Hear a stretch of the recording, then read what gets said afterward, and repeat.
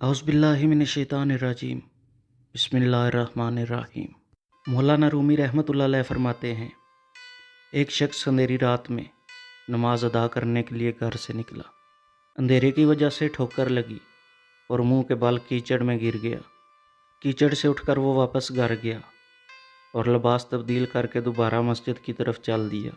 چند قدم ہی چلا تھا کہ دوبارہ ٹھوکر لگی اور دوبارہ کیچڑ میں گر گیا۔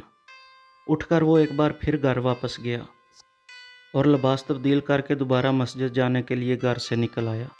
اپنے گھر کے دروازے پر اسے ایک شخص ملا جو اپنے ہاتھ میں روشن چراغ تھامے ہوئے تھا۔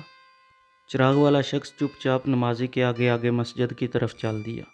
اس بار چراغ کی روشنی میں نمازی کو مسجد تک پہنچنے میں کسی دشواری کا سامنا نہ کرنا پڑا اور وہ باخیریت مسجد تک پہنچ گیا۔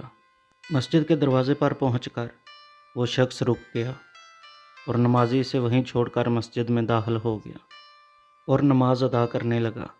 نماز سے فارغ ہو کر وہ باہر آیا تو اس نے دیکھا چراغ والا شخص اس کا منتظر ہے تاکہ اسے دوبارہ چراغ کی روشنی میں گھر تک چھوڑ آئے۔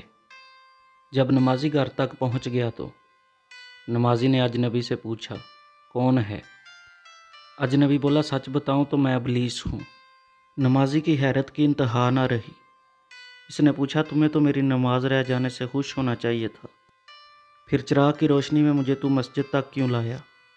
ابلیس نے جواب دیا، جب تجھے پہلی ٹھوکر لگی تو اللہ نے تیرے عمر بھر کے گناہ معاف فرما دیے، جب دوسری ٹھوکر لگی تو تیرے سارے خاندان کو بخش دیا۔